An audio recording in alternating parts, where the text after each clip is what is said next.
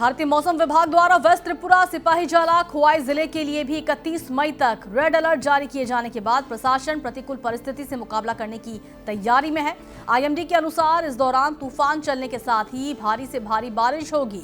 राज्य के अन्य हिस्सों के लिए येलो और ऑरेंज अलर्ट जारी किया गया है। मौसम विभाग की चेतावनी को ध्यान में रखते हुए राज्य सरकार ने सभी जिला मजिस्ट्रेटों और आपातकालीन विभागों को हाई अलर्ट पर रहने का निर्देश दिया है।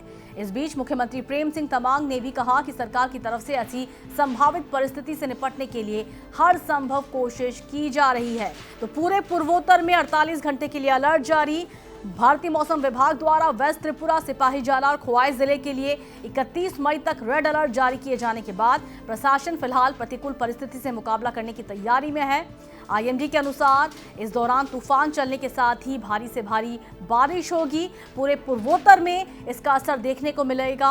ऐसे में त्रिपुरा के अन्य हिस्सों के साथ येलो और ऑरेंज अलर्ट, कई जिलों में येलो तो कई जिलों में ऑरेंज अलर्ट जारी किया गया है, जिसकी चेतावनी को ध्यान में रखते हुए राज्य सरकार ने सभी जिला मजिस्ट्रेट और आपातकालीन विभागों को हाई अलर्ट पर रहने को कहा है।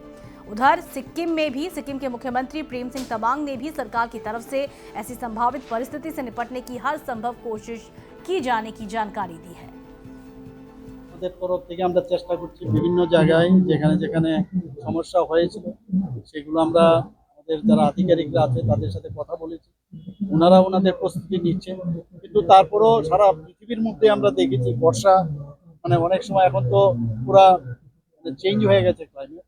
তো ত্রিপুরাতেও ক্লাইমেটের একটা চেঞ্জ এখানে দেখা যাচ্ছে। তো আমাদের তরফ থেকে আমরা তৈরি আছি, সতর্ক আছি।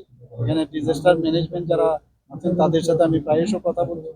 আমাদের তরফ থেকে আমরা চেষ্টা করছি যাতে কোনো অসুবিধা না হয়।